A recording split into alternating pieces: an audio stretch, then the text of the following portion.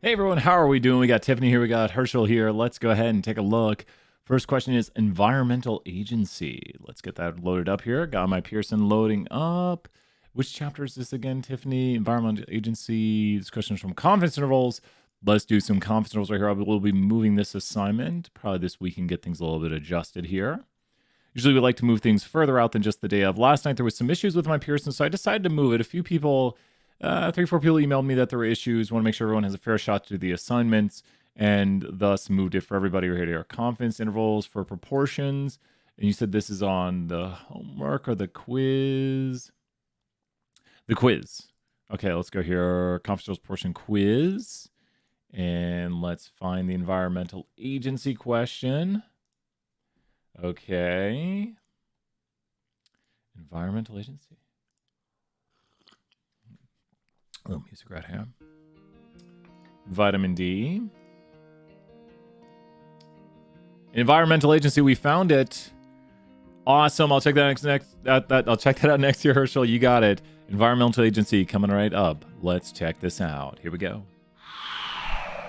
Environmental agency worries that many cars may be violating clean air emissions. The agency hopes to check a sample of vehicles in order to estimate the percentage with a margin of error of 6% and a confidence of 95%. To gauge the size of the problem, the agency first picks 80 cars and finds 16 with faulty emissions. How many should be sampled to do the full investigation?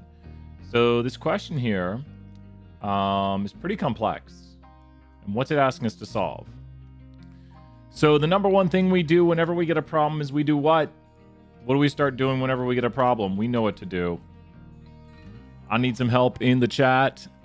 What is the number one thing we do? Cheers.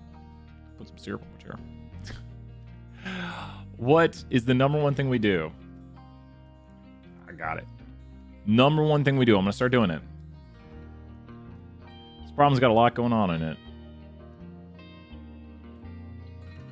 Problem's got a lot going on. Label it. Tiffany, thank you so much. 100 points right there, Tiffany.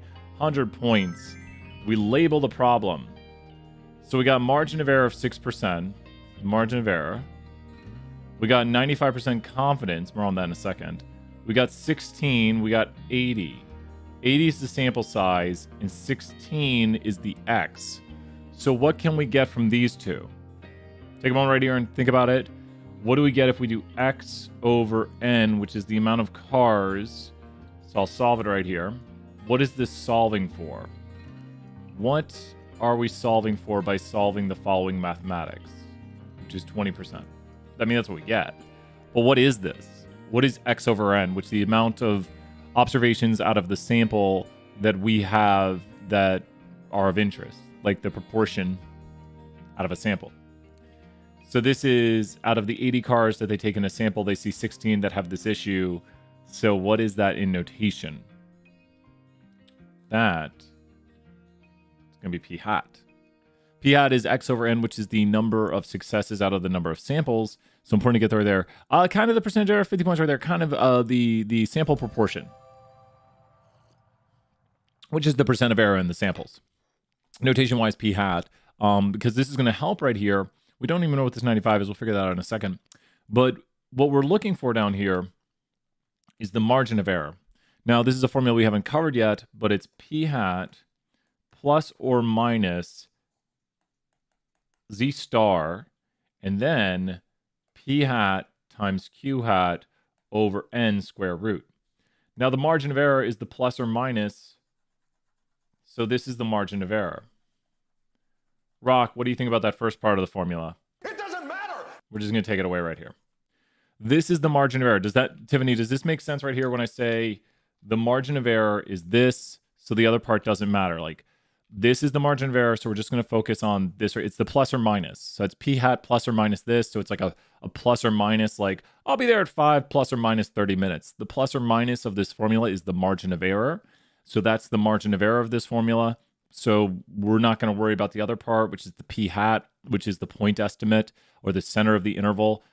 It is important when doing confidence intervals to follow this formula, but this question only wants to know about the margin of error. And so we're only going to focus in on the margin of error component of it. So we're just going to not even use the other component right here. We're just going to say this right here. So this is the margin of error. We all agree that's the margin of error from the formula. We wrote the formula. That's the margin of error. So what are we trying to get a margin of error equal to? Well, since we know this is the margin of error, like this is the margin of error, we want the margin of error to be equal to 6%. So what else do we know from this problem right now? Right now from this problem, guess what we know? We know right here, well, we don't know what n is because they're trying to see what n they would need for a certain margin of error. So this is actually what we're solving for. We're solving for n because they're using the original to get an estimate of p hat. Do you know what q hat is, Tiffany? We know what p hat is. Do you know what q hat is? This is where this problem's a little bit confusing, but I'll explain. Do you know what q hat is? P hat is 0.20. So what is q hat? P hat is 0.20, so what is q hat? What is q hat? How would we find q hat from p hat? So always remember q hat and p hat are complements of each other. Oh, I'm not on live chat. Why don't I went the whole class out? Yes, Tiffany, great job. You're following along perfectly. I just wasn't on live chat. I wish it defaulted to that. It's 0.8. That's just the other side of it, the complement. And now the z-score is usually where people get a little bit confused. When it comes to the z-score, we're actually going to the David M. Lane applet. This is a z-score for a 95% confidence interval, which will be 1.96. And I'll show it here visually, but the answer is 1.96 because for 95%, z-scores are always 1.96. So let's show that here visually and explain. Z-scores are a standardized metric by which we can look at the curve and talk about areas within the curve. If you go here to the between and enter in the amount, you can get the confidence interval for a 95. That's a z-score for a 95, or a 90, or an 80, and these are all the z-scores. So if something were to say to you a 98, the z-score would be 2.326, and it already does the plus or minus for you. So it's already plus or minus. We're not interested in 98%. We're interested in 95%. And that is the amount of area on this curve covered by it. We're covering 95% of possibilities on this curve. So that is the value we will get right here, a z-score equal to 1.96. Why 95? Oh, the question says it. So the question says, with 95% confidence, and if you get more confident, the interval will get wider and the z-score will get bigger. So the reason we're using 95% confidence is because the question says, does that make sense, Tiffany? The question says, with 95% confidence. So this is the z-score for a 95% confidence interval. Thus, we go to the applet and we shade the middle. Make sure you're on this one, the middle 95%, and these are z-scores because they're on the standard normal curve with 0 and 1. And then we take it doesn't matter which one we choose down here, it's just 1.96 plus or minus, which was, remember, plus or minus the standard error. So you're going up 1.96. Can you go back to the z-score? Yeah, what is your number? If you have like 98, it'd be that. 99, it'd be this. 90, it'd be this. If you want me to pause on one, just tell me. 80, it'd be this. These are kind of the classic ones people use, like 80, 90, 95, 98, 99. But make sure you're on the value from an area in between. Yours is 99, 2.5758. 2.5758, yep. It'll round it. 2.5758. I've done this a little bit too much. 2.57, it rounds it to 6. 2.5758. So that is the 99% confidence interval z-score. And you notice it gets wider. More confident means bigger z-score, bigger interval. So that's conceptually what we should be learning, is that when the z-score is bigger, you're more confident, or when you're more confident, the z-score is bigger. Because think about this, you're covering 99% of the possibilities versus I'm covering 95%. Does that make sense that you would go out further on the curve to cover 99 instead of 95? And that's the conceptual things to know. If z-scores get bigger, you're more confident. Z-score controls the percent confidence of an interval. So now we go and we plug here 1.96. Now, this is a solve for X problem now. We're solving for this sample size here to achieve a margin of error of this. But what I'm going to do is I'm going to do the algebra on this. You can solve this any way you want. You can start combining things, start square rooting, start flipping. But watch this. Here's how I like to solve this one. We have here z square root p hat q hat over n equals me. So I'm going to take right here, and I'm going to go p hat q hat over n me over z. We're just dividing off the z on both sides. And then we're going to take and we're going to square both sides.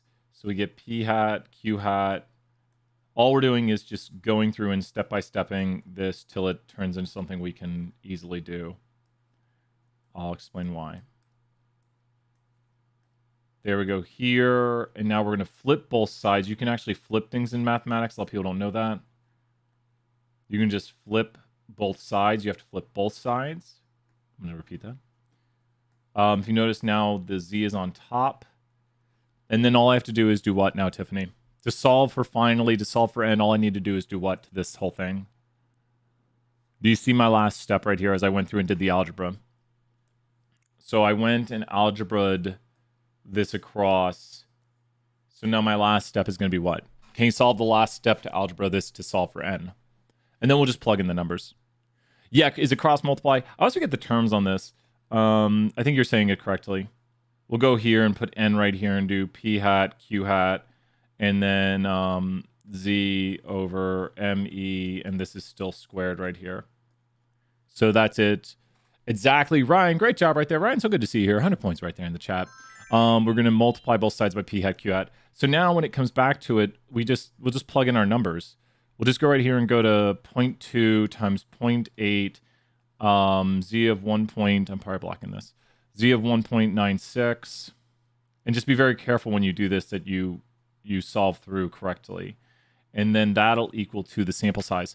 So we're just going to take right here, bring the calculator back over to the main screen, and go 1.96 divided by 0.06, square this, times it by 0.8, times it by 0.2, and the answer is 170.73.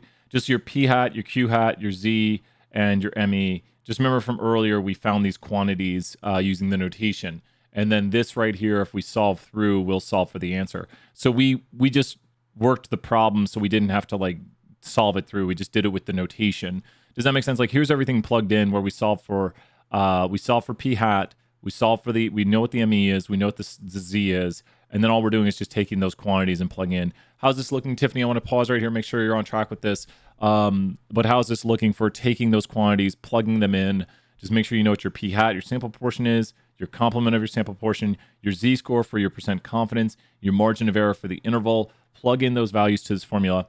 I think I did something wrong because I got... Can you tell me your numbers? Tiffany, put them in the chat. I'll double check your work.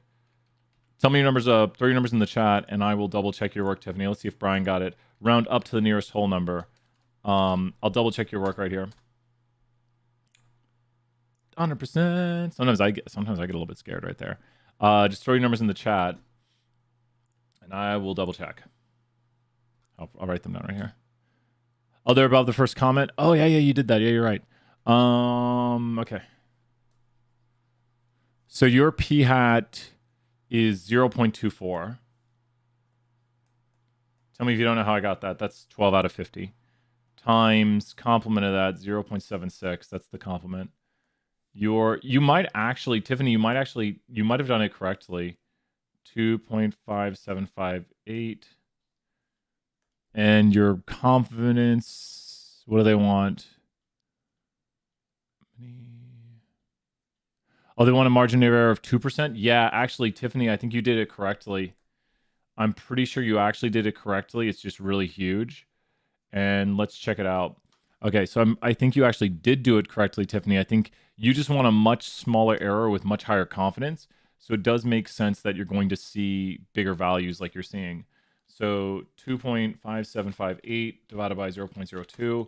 Notice how your margin of error is much smaller. Square that times 0.76 times 0.24. Yeah. Great work, Tiffany. 100 points right there. Round up to the nearest whole number. Yeah, maybe. I don't think that'll cause an issue. It's technically 2.5758. That might be where we see some of the small decimal differences. Q norm. I think this is the right one. Let me double check. Yeah, and then it'll be this. So it's 2.575829. So this is why it rounds to 2.576. That's what the applet shows, but it's 2.5758. I like to do the extra. I didn't know the 29 there at the end, but 2.5758 is it. And this is because it's 99% confidence there would be 0.05 on either side. if hopefully that's not too confusing, but with 99% confidence, this would be the 99.5th percentile because there's a 0.5% up here on the outside and there's a 0.5% down here. So if you're wondering what I did in R right here, as I said, go up to the 99.5th percentile. R is finding this value right here. That is what R is showing me right now. Wait, whoa. There we go. So R is showing me this value right here, which is a 0.5% left on the top, which means we're still doing the same thing as doing the middle 99%, where 0.5% would be left up here. So we can calculate these things more exactly. And this is why I love, last thing right here. Then we're going to do Harold's question, then we'll hop back to the next one. Tiffany, you got it. I really love R because you can get very exact answers. So the applets are a good, great way of doing things. They're better than Z tables. But then with R, you can go in and get like a super crazy exact answer down to ridiculous decimals. So we could even check our work right here and do 0.24 times 0.76. And then we need to multiply by, what was it? Well, we'll take this value right here. We'll just throw this value in here. This value gets divided by 0.02. Let's square this value and attempt to apply non-function. Oh, I'm crazy. There you go. There is the super exact, 3026. And so now we could actually solve this. I'm going to show you one last thing here. Check this out. This is why I love coding. So this is p hat, q hat, or no, let's just do x or n. This is x divided by n.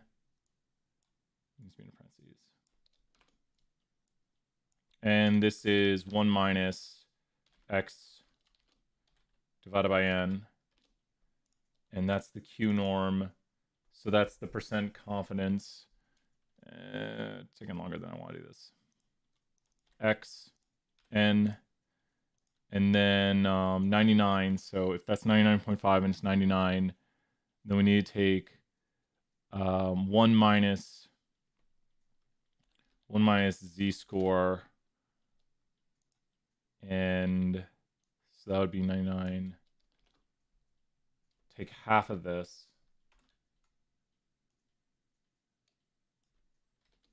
And do...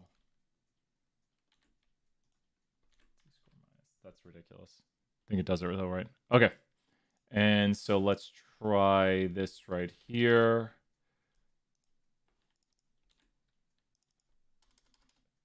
Z-score and ME. Did I do it?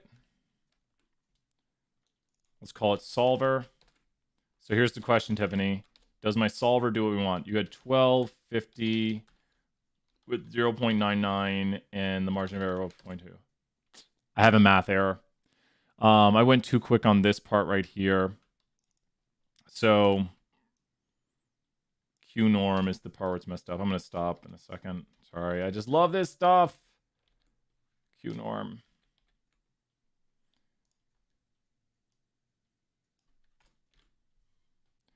Yeah.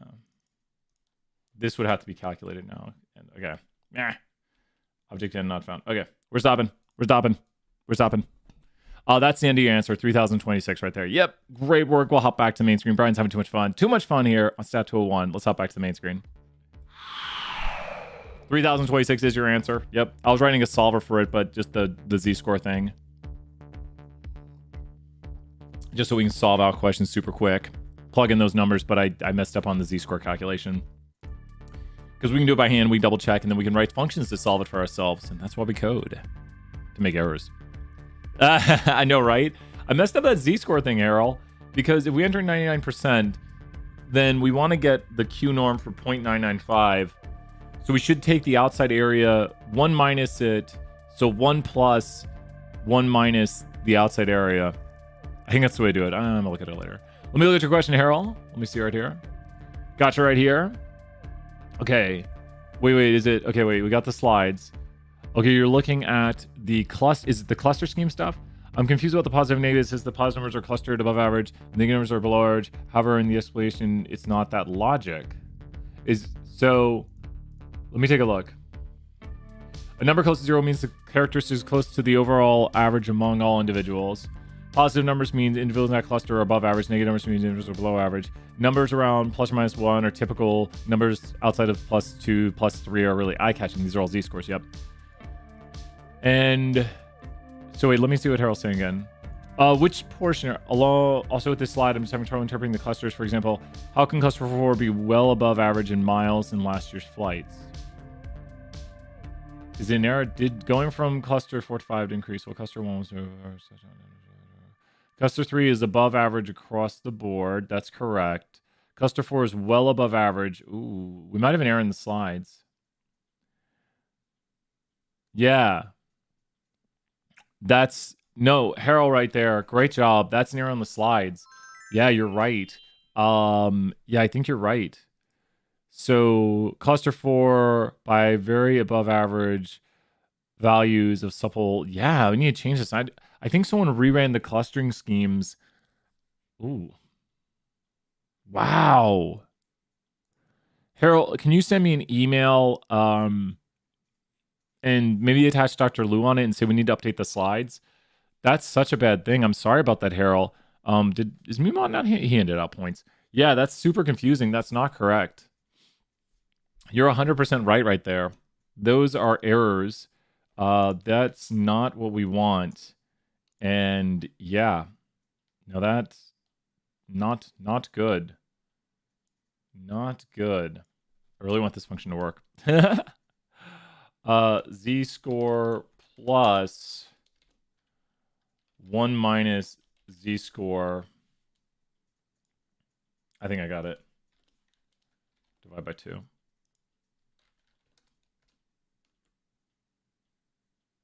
Oh, I didn't include the ME. There we go. Check it out. Ah. So now, Tiffany, this right here will solve. If you enter in, like, my problem had, like, 16 out of 80 with 95% with 0.06 confidence. So now this will solve out every problem. We'll change the digits back here. But once again, why we love to code is any version of this problem, and we'll show it right now. So this is like, why do we code? If we were to take right here, show a completed problem right now, take a look. We have the problem over here on the right. 2 seconds, watch this. Oh, I can do that. Annoying. Okay.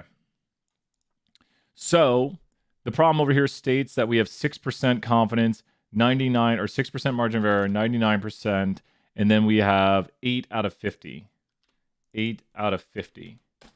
And whoops, invalid graphics state. We're not trying to graphics things.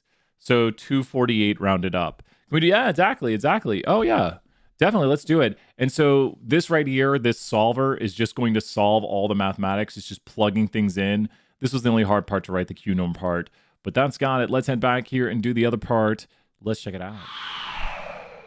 But that's why I love doing some coding, is because it just makes life easier. So now we got a checker for that question if we want. I should save it. But that will always solve out the question each time the correct way, carrying all the decimals for us. Let's check out the next problem right here. Another question, a philanthropic organization sends out free mailers. Let's check this out. A philanthropic organization. Here we go, the philanthropic organization. Let's go check this out. Now, I told you I love coding, right? Here's why I love coding. Coding could make this question super duper easy. I think it actually runs into a problem, though, the way it does the prop test. It says right here we have 100,000 mailers sent out. Let's write our notation. Help me out. Give me at least one piece of the notation right here. It says we have 100,000 flyers sent out to people, a return rate of 5,259. And so help me out with some notation right here. Great job, Tiffany, right there. Now, Tiffany, we have 99% confidence. Do you remember what we're going to do for that? Do you remember from just a moment ago, the problem we just did? And do you remember the value? So that's sample size. That's number of successes in the sample. And then here, great job on P. Well, that's not P hat, though. That'll be X. The X is 5,259. But P hat is going to be X over N, which is going to be, we can divide these numbers easily. You're close. You're close. This is p hat. P hat is equal to 0.05259. That's p hat. And then what's the deal with this 99% confidence? Great job. Yep. P hat is the sample proportion. So p hat will always be between 0 and 1. P hat will always be between 0 and 1. X is the number of successes in a sample. So what is the deal with this 99% confidence?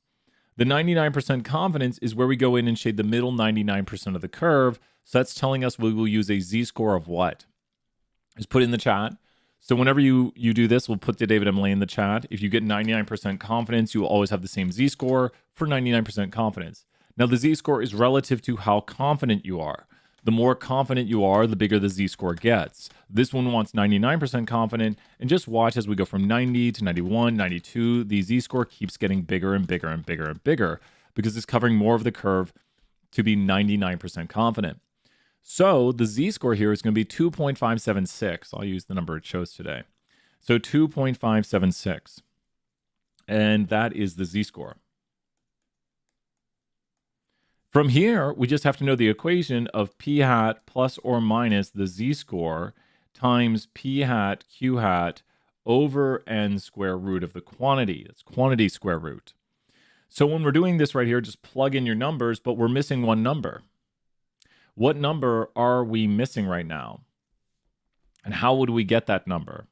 And it's going to be a not fun number to write. What number are we missing? And how would we get that number? So we have x and n, which gave us p hat. And we have n right here. We have z. We have p hat. We don't have q hat. So how are we going to get q hat? A lot of people will say, wait a minute. How do you get q hat? Q hat is always just 1 minus p hat equals q hat. So it's just the complement right there. Great job, Tiffany. Keep it up. You got this. You'll see people as the test. They say, how to get q hat? And I say, just 1 minus p hat. So we just remember it's 1 minus. So 0.05259. 1 minus. There we go. So p hat times q hat over n. Does that make sense? And then I'm going to what this? I just did p hat times q hat over n. So that was 0.05259 times 0.96741. I believe that's correct. Over 100,000.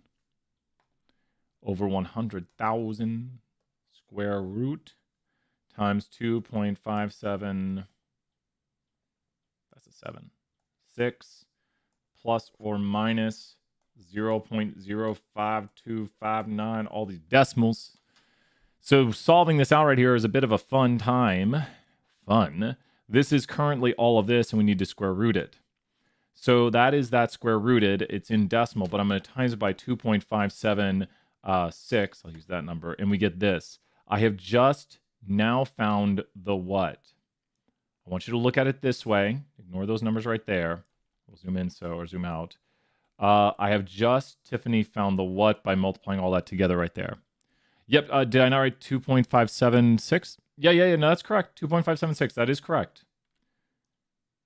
That is 2.576 because 99% confident. You are very correct. What did I just find, Tiffany, by finding all of this stuff here? I multiplied everything out. That's sorry, it looks really bad. It's 2.576. So because it's 99% confident. And what is all of this solving for right here? I just solved and found the what for this interval. And the z is 2.576. That's 576 right there. Everything I just found right here is the what of the interval. It's what we talked about last time.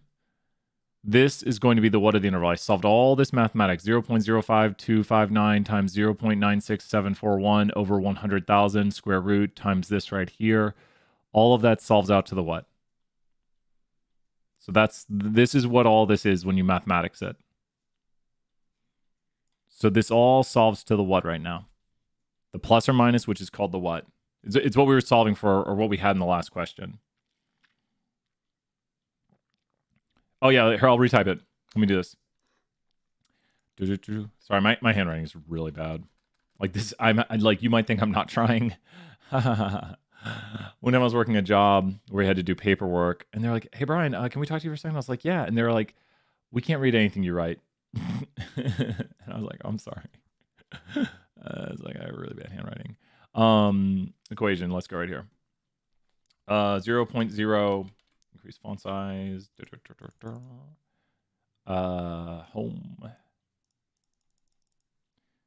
0.05259.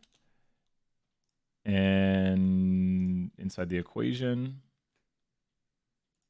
plus or minus 2.576 radical. And then we need this 0.05259 times 0.96741. There we go. So this is, of course, the p-hat plus or minus the z-score. How do you plug them into the calculator? So when you do these, you want to solve out. Here, I'll show you this test with plugging it in again. Oh, sorry. It's usually my handwriting's the issue. When you do these, you want to solve this part first right here. The 0.05259 times 0.967. No. Brian's got a math error. He tried to do that in his head, and there's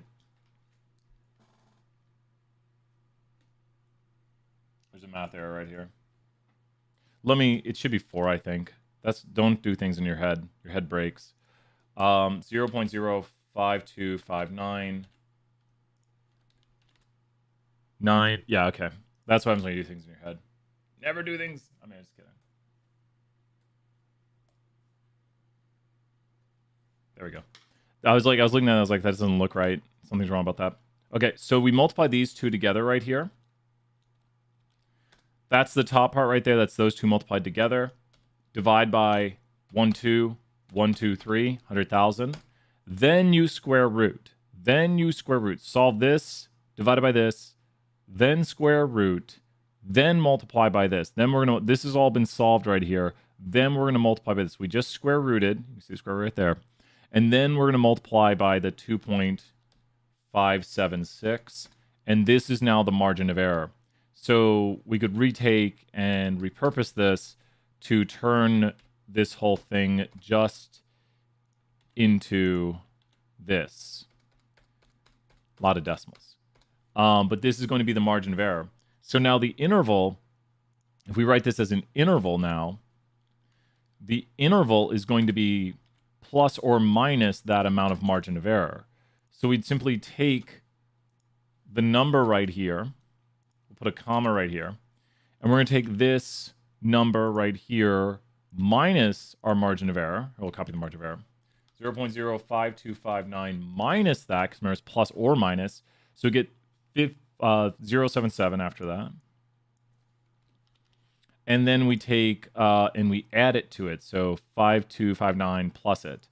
So 0.5259 plus the margin of error right there. And we get 544, 0.0544.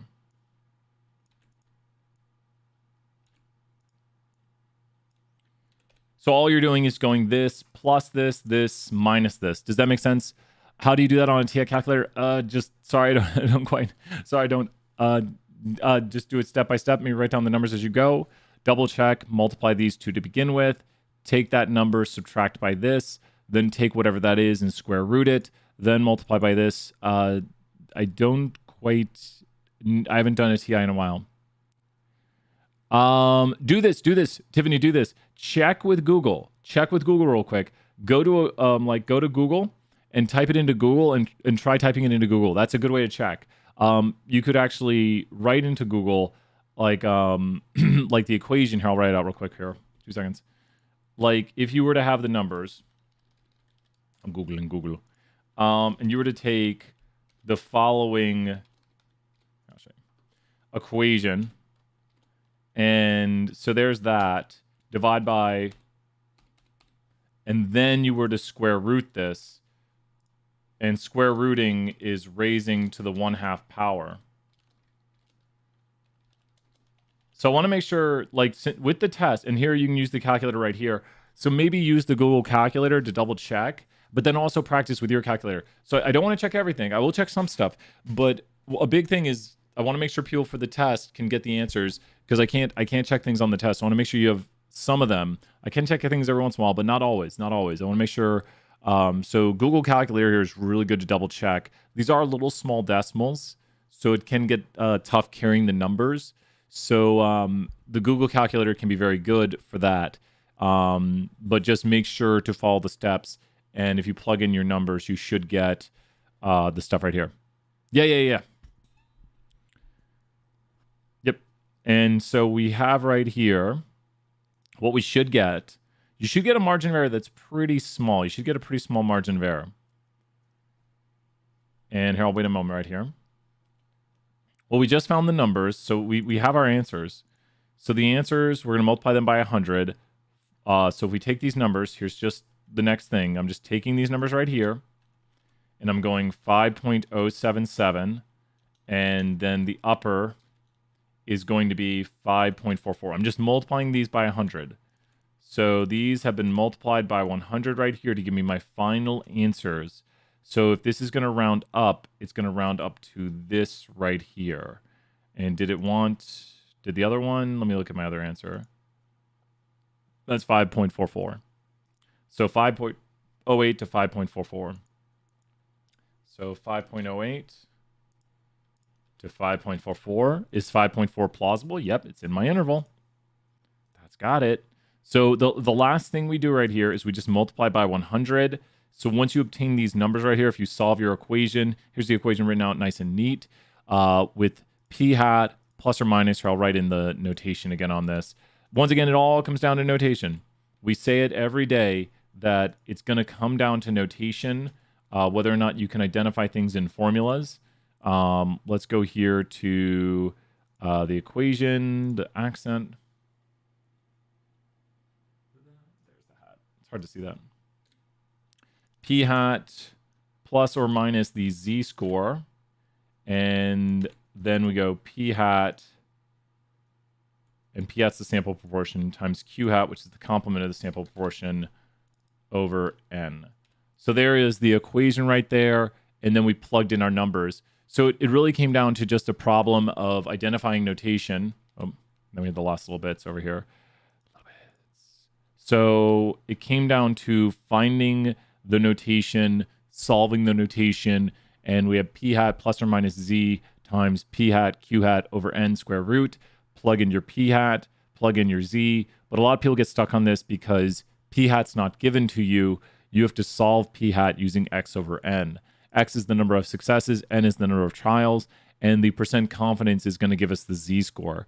So the more you know where to get these components from each problem, the better we can do. Pretty good tough problem. I mean, just with the components. How are we doing, Tiffany? Doing all right? See right here. Once you get your numbers right here, like you'll do the plus or minus, you'll get this plus or minus this. Which part are you confused on? Which part are you to? So which part are you looking over right here? Which part are we looking over? Have you got the formula and got it plugged in? So, yep, that's going to be your margin of error. So, good job. That's your margin of error, 18217. And so, you're going to get that. And then your thing is this. It must have been a 0 at the end of it. So, then you're just going to add and subtract. You're going to take this number right here. And you're going to take that, and you're going to add to it that. And that's 462. And then you're going to take 0.05280 and subtract from it. And that's 0.979. And then you would do this right here. And this rounds to 2 decimal places to this. And this is going to round up to this. That's a big round right there. Because that rounds up, and this rounds up to this right here. Well, so you get a negative and a positive number. You get plus or minus this amount. So you will add and subtract it to this value. Does that make sense right here, Tiffany? So once you get, that's your margin of error, which is the plus or minus. So you're getting about this plus or minus this amount. So the estimate is this, but then we're saying plus or minus this amount. So we're going to go up that margin of error, and we're going to go down that margin of error. These are your numbers now. Your numbers are not here. We'll just delete that for the time being. But these, I believe, are your numbers from what you put in the chat. So what you do is you take this number right here, and you add it to this, which gives you this right here. And then you take this number right here, and you subtract it from this, which gives you this number right here. So you're just adding and subtracting. Does that make sense? Here, I might be able to draw it a little bit more with the colors making more sense. If you take this number and subtract it, you get this number right here. If you take this number right here and you add it, you get this number right here, and you're adding it to it. Mine is... Well, that wouldn't be for the plus or minus. That would be the center of the interval. Well, the zero doesn't... The zero isn't going to make a difference. The zero right here is just a zero. It won't make a difference. Does that make sense? I just threw a zero on there to because you probably had 5,280 people who mailed back, so it'll be the same. Oh no worries. No, I found Tiffany 100 points. Don't worry about it. Ask those questions. There's conversation. It's conversation in here. Ryan helping out. Ryan, thank you so much. I saw Ryan's comment right there helping out in the chat. And so this is going to give the interval right here, and then we multiply by 100 because it's a percentage. We want to do it as a percentage. So all I'm doing right here is, in the final step, multiplying by 100, just from this number to this number, that's just 100 times it. And from this number right here to this number, that's just 100 times it, and around to 2 decimals. So in this final step, we're just going times 100.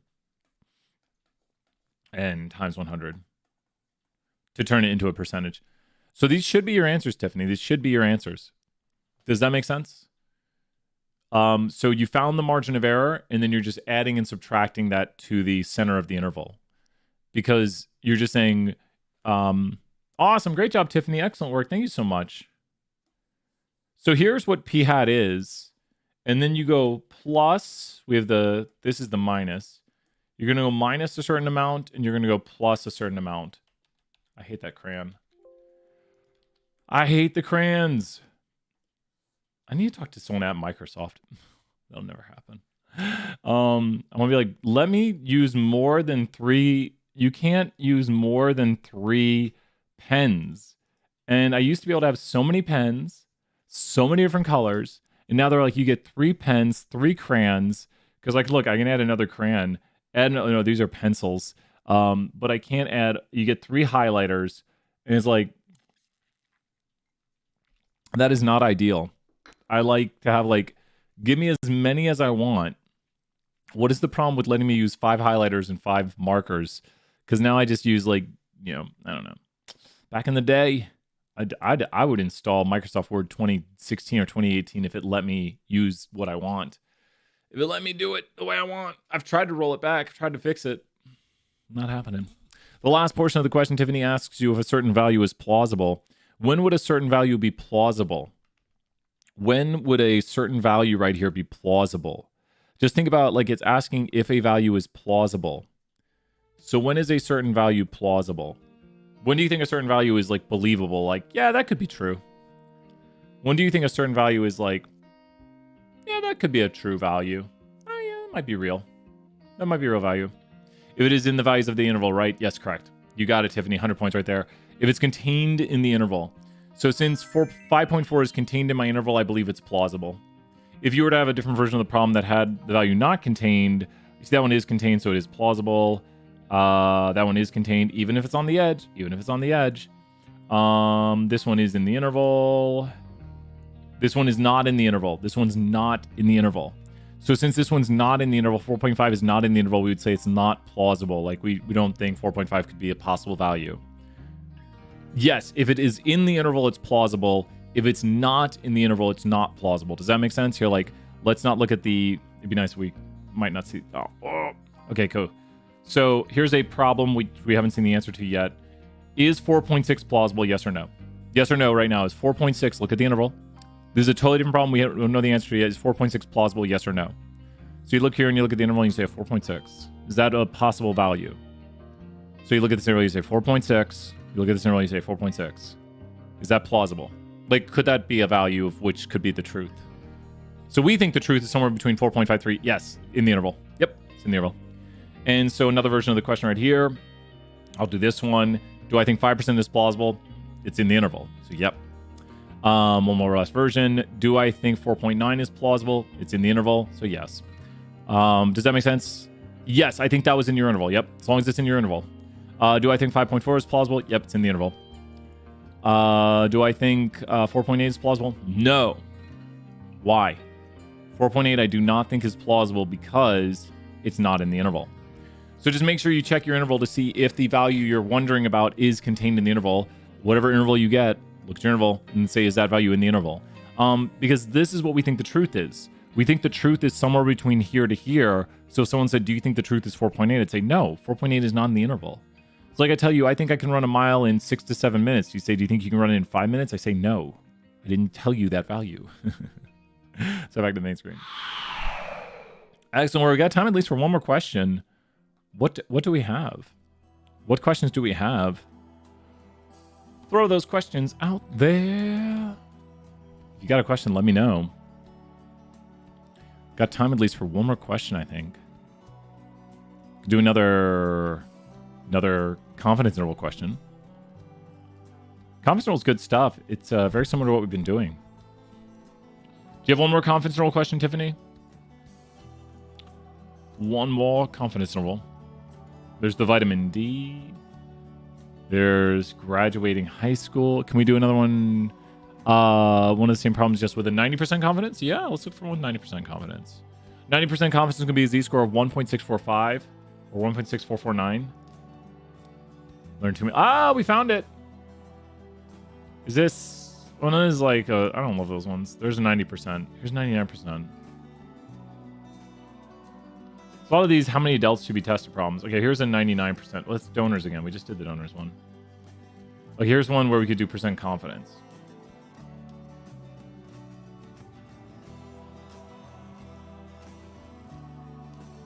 We do the true false. All right. Let me get one with 90% confidence and show how it's solved. Wait, what? Okay. Is it always 90? This is 95% every time. Bummer. Trying to find one here, Tiffany, with 90% confidence. That's a different problem.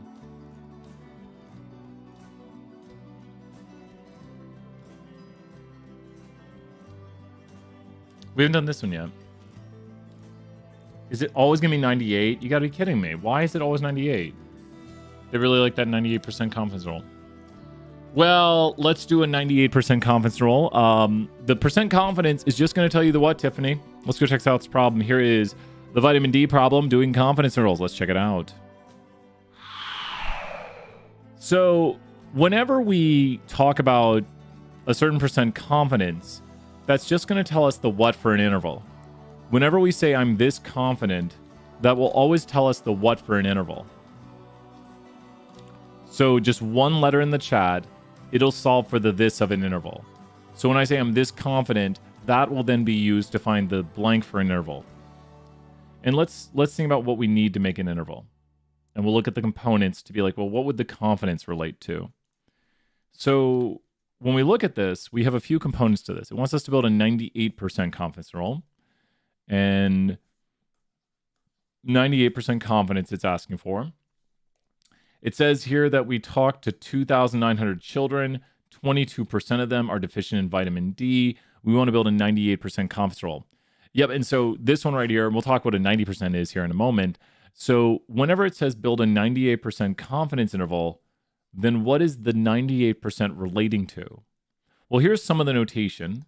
For it to build a confidence interval for the proportion, for the true proportion, we need p hat plus or minus z times square root p hat q hat over n. Now we have everything here right now that we need on the screen. It may not look like it. There's a lot of things on there, but what do we have? Right here is n. This is the sample proportion. And from the sample proportion, 1 minus the sample proportion is the complement, which is Q hat. But the 98% is relative to the z-score. 98% is going to get us a z of 2.3263. Reason being is z-scores don't change. So I know a lot of the z-scores from working a lot of these problems, because if we go to the applet right here, which is on the screen for you, and go to between and shade the middle 98%, you get 2.32, and the next number is 3, 2.3263. But if you wanted, let's say, a 90% confidence interval, that would be 1.645. And we can show that by going right here, and that is the z-score. Does that make sense what these are, Tiffany? These are the z-scores for certain confidence levels, and the more confident you are, the bigger the z-score. Like when I go to 98% confident, the z-score gets bigger. So any problem that asks you for a 90% confidence interval, what would you use for a z-score, Tiffany? So if you are working a problem right now that says, with 90% confidence, what would the z-score be in the formula? So if the problem, any problem that says 90% confidence for z-scores, then the z-score for 90% confidence will always be this, no matter what. And I might write down some of the values right here in a moment. After I work this problem right here, I'll write down a table of values for z-scores that you could just reference. So, because they don't change. So what would you put in if it's at 90%? Yep, that's exactly right. That'll be the z-score, and the z-score will go into the formula right here where the z-score is at. So we have to plug it in. So when I'm building this 98% confidence interval, because mine's 98% confident, I'm going to go right here and plug in the numbers. Remember, that's p hat plus or minus the z-score, 98%. That's my z-score up there that I just found. Plus, or square root, p hat times q hat over n. And that is going to solve for me. I'll write down the table here in a moment so you can see all the values. We're just going to take p hat times q hat over n square root times by 2.3263. And that's the margin of error. Usually at this point, I like to write down the margin of error. It's 0.10789. That's interesting.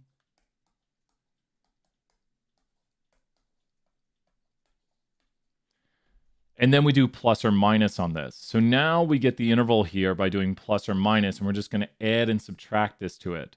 So we're going to take this value and go 0.22 minus it, and we get 2021. And that's just subtracting the value. And then we're going to take the center of the interval and we're going to add to it. And that's the upper portion of the interval. So that's going to be the higher value, 0.23789. And once again, all this is the adding of it and the subtracting of it. So when we subtract it from the value, we'd get this right here. So you're just adding and subtracting to the value. You're just going plus or minus on that value. So you add it to it and you subtract it from it and you get this plus or minus. It kind of looks like this right here where you take your value and you would subtract from it. Well, that's the add color. So you'd add to it and get the upper value, and then you'd subtract from it and get the lower value here. It's always going to be a constant length. This is the margin of error right here. And this at the center of the interval is the p hat. And you go plus a margin of error and minus a margin of error. Nice job, Tiffany. Great work. Yep. And so that is just theoretically what we're doing, is we're adding and subtracting the margin of error to the interval. And the p hat is at the center of the interval. You can see the p hat right there. So these should be the values. Let's go check it out. We make our confidence interval. And here's the upper value, 3 decimal places.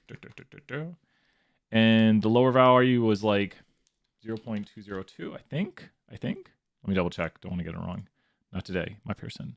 Just want to say that Cesco's here. Oh, thank you so much. Thank you so much, Ryan. 100 points. Ryan, so good to see you. I haven't seen you. Weren't you doing like the machine club? Weren't you doing that? Like, Ryan, we talked at the top of the stairs at Haslam, I remember. Like, I haven't seen you in forever, Ryan. Like 2-3 years, man. No, thank you so much, Ryan. Yeah, exactly. It's all about understanding data and the Scar Club. Yeah, that's awesome, man. I remember you, Ryan. So good. I was like, I haven't seen Ryan in a while when I saw you in the chat today. Thank you so much, Ryan. I'll show you. Hey, Ryan, don't leave. I'll show you something cool here at the end if you stay. I went to P&G in supply chain, ran the NA home care supply. Are you still at P&G right now? Are you still at Procter & Gamble?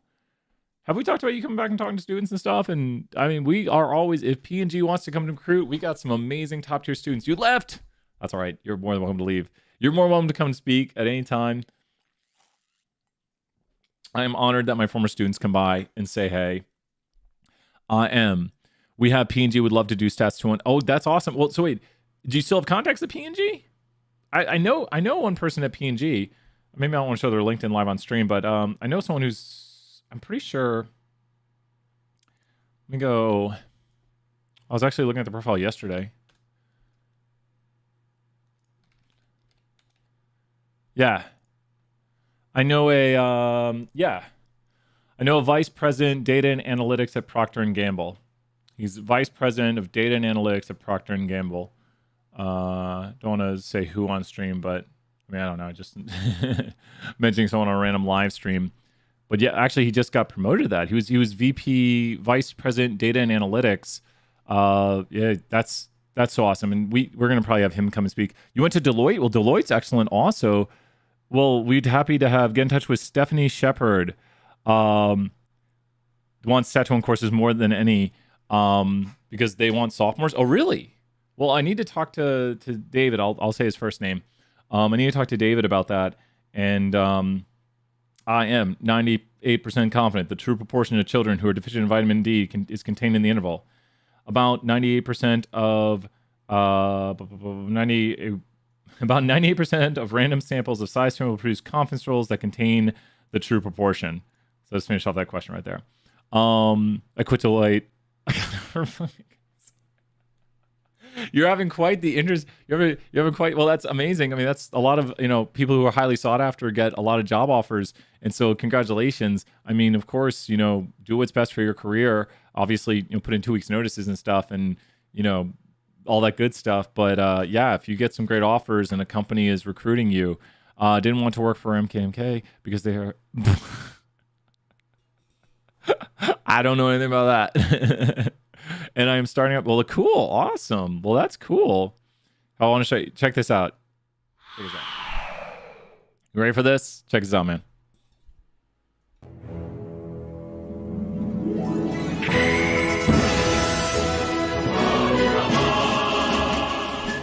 Making weird faces right there. Yeah, no, I made it so I can actually edit it. If I edit it right now, I've got to go to the studio mode. And let me edit it back out of Smash Effect. Okay, Smash Text. Thank you so much. Let's say, what's up? Stats time. Okay. And then we'll say is here. Gotta move that. Okay. So now I fixed it. I changed it. So here we go. You ready?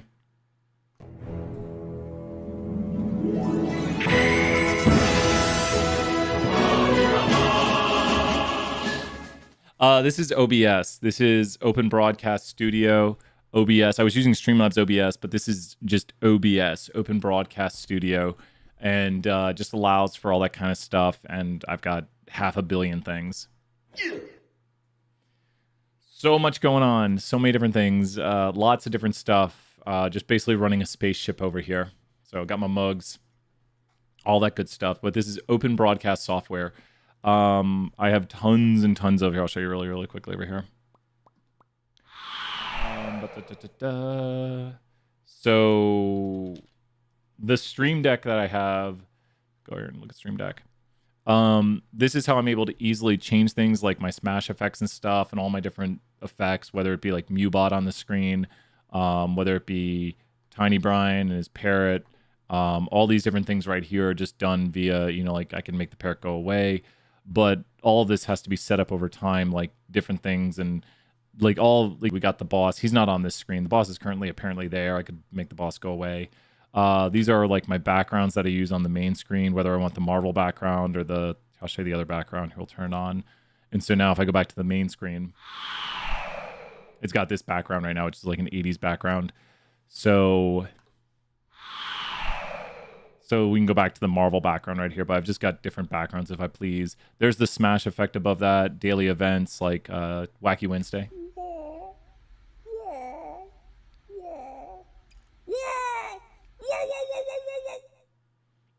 Wacky Wednesdays. So all of this right here has taken a lot of time. Like Hackerman, this took hours to make. Satuan Hackerman, I made that graphic and all that stuff. Followed a tutorial to make like an 80s effect graphic.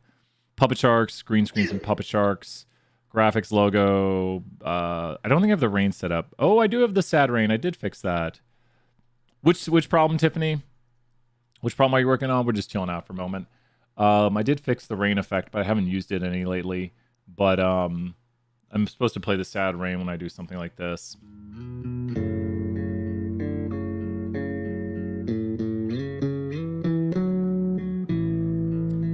Hey, what videos do you find for how to find the percent in variation? Are you trying? Good to see her, Mark. The percent in variation. Can you explain more specifically? Are you trying to find r squared? Are you trying to find r squared? Here, we'll go back and look at this here, Tiffany. Let me zoom out. Zoom out right there. Make sure to follow through here. We'll look at the numbers again. If you're trying to find r squared, that'd be the percent of variation y explained by the variation x. That'll be a summary. A summary. So did you find your z-score, Tiffany? Did you find your p hat, your q hat, and your n? So you need to find your p hat, which is going to be, the problem will give the p hat right here.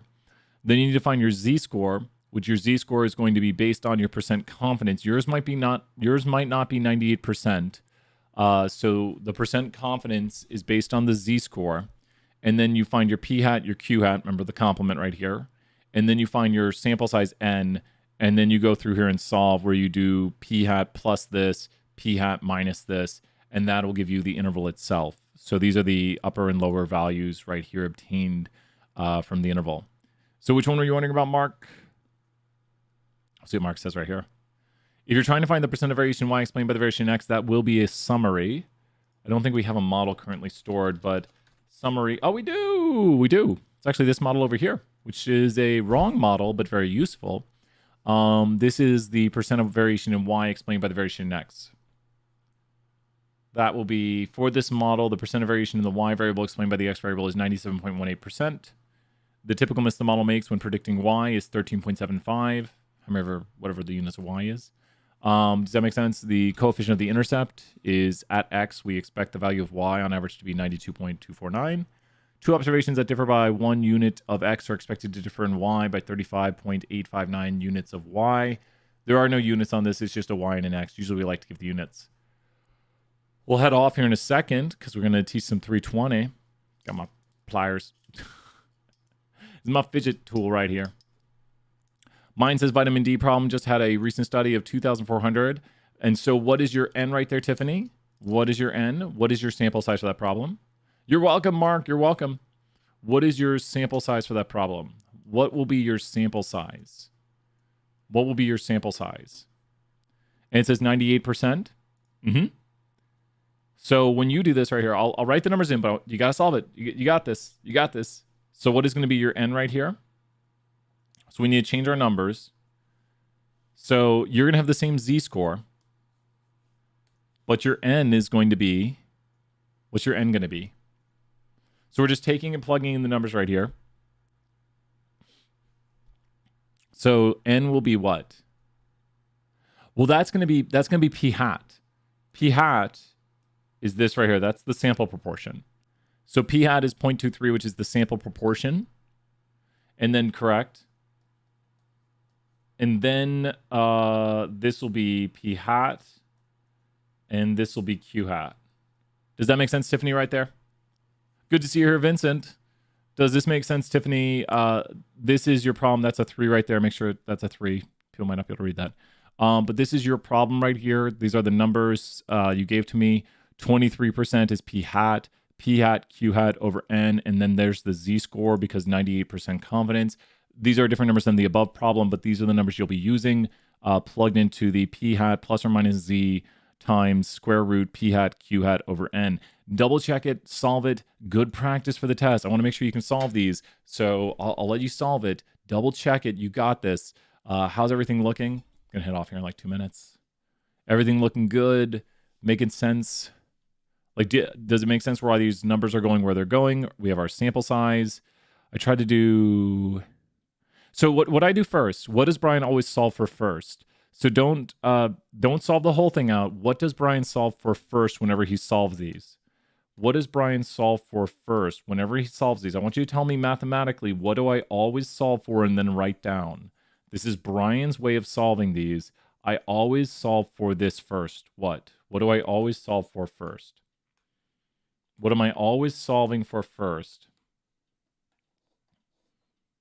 What am I always solving for whenever I solve these? And I write that down. I think this is the best way to solve these. I always solve for this quantity first, and then I write that down, and then I do the plus or minus. So always write down this quantity first, and your numbers should turn out a bit like mine. These numbers are not accurate anymore for the remainder of the problem. Yes, yep, and so that's going to be the margin of error. So always solve for the margin of error first, and you should get something close to my answer. Like your answer will be like 0.016 or something, and then you do the plus or minus on it. So then you go plus or minus, and your answer should be closest to mine. Does that make sense, Tiffany? Like always solve for that first, then write down that quantity. And once you have that quantity written down, that's when you will do the plus or minus. So don't try to do it all at once in the calculator. Don't try writing the whole thing out. Do it in those little bits right there. Just do it little bits. Get the margin of error written down, and then do plus the margin of error minus the margin of error on the center of the interval. Does that make sense?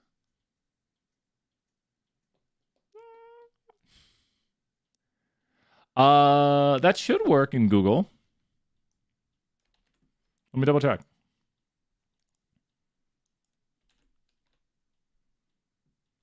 I think it's mad about this right here.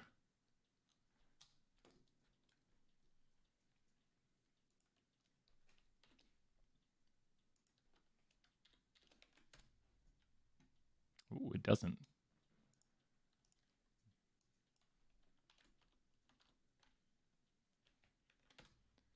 Little bits, little bits. There's that. There's that.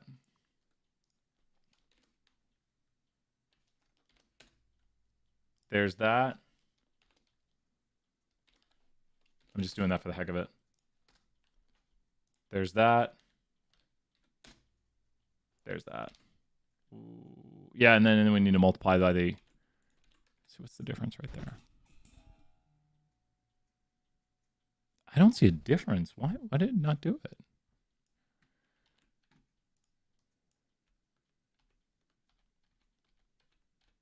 What? That's so weird, right, Tiff? Wow, what the heck? That's weird. So there's that. I don't know why it did that. Try doing it in little bits like I did it.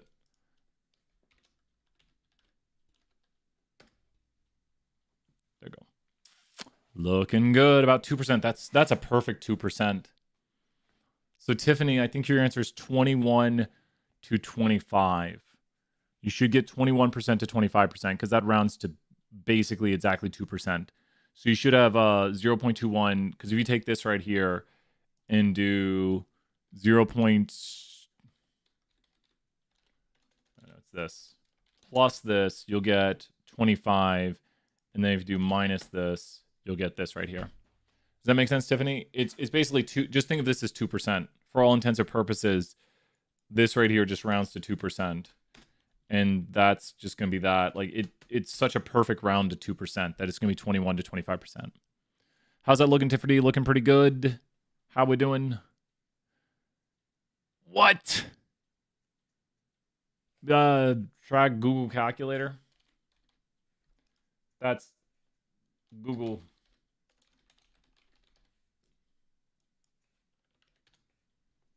Try that, and then try this.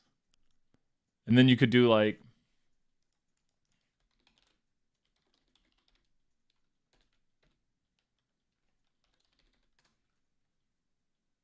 or square root. Square root. Error. But no, so with what we solved right there, Tiffany, we kind of worked it out right there. Does that make sense? Double check your work, practice it, especially with your own calculators to make sure you can do it. So try it with your TI-30, make sure it's working, and then make sure you can solve it for like tests to solve these things out. Like know how to solve it with your calculator, double check with online stuff. But knowing how to work your calculator for the test is very, very good right there. So try to get the answers, but your answer looks to be 21 to 25%. Does that make sense? Your answer looks to be 21 to 25. Well, back to the main screen. Let's check it out. Coffee's almost out. Put back up some Stat 1 Marvel right there. With that, we'll be back for some afternoon office hours. Swing by, say hey. Hey, Jensen, good to see you. Jensen from last semester, right? Jensen, so good to see you. Hope your semester is going well. 21 to 25% correct. Make sure to enter those in as decimals 0.21 to 0.25. Jensen, good to see you. Winning those Kahoots. We will be back. Jensen, if you want, if we're doing a Kahoot, swing by, do a Kahoot, see if you win it. You could win. Remember, we allow former students to win. We used to give out a prize to at least a current student. But in it 0.21, 0.25, it's so perfect that the third decimal would be 0. I hope your semester's going well. Let me type in the chat. Yeah. We'll be doing a Kahoot this Sunday. Sunday. I'll send out some reminders. But the Kahoot is this Sunday. Probably at like 7 or so. Let's check it out. We'll be back later, everyone. Swing by office hours. I'll see you then. Bye for now, everyone. Bye.